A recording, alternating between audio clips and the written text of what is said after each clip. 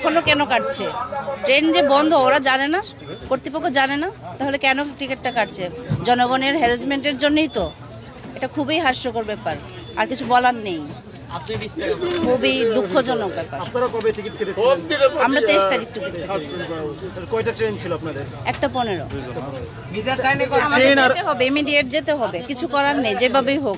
এখন যদি বাস নাও দিত তারপরেও আমাদের যেতে হতো, যেভাবেই হোক, অ্যাট এ রিকোয়েস্ট যেতে হবে। এই হচ্ছে কথা। ট্রেন আর বাসের তো যে যাত্রা, সেই যাত্রা তারা এক হচ্ছে না। সেটা তো অনেকটা ভোগান্তিকর, অনেকটাই। সেই জন্যই তো অনেক আগে থেকে টিকিট কেটে রেখেছি, একটু আরামে যাব। কিন্তু এই হ্যারাসমেন্টটা যে কেন করতেছে বুঝতে পারছি না। এটা তো আর একদিনের না, অনেক দিনের একটা ছিল, ক্ষোভ ছিল। তো এটা এখন কেন করতেছে? এটা আগে কেন করলো না?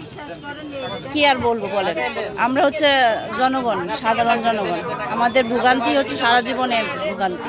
এটাতে আর কিছু বলার নেই।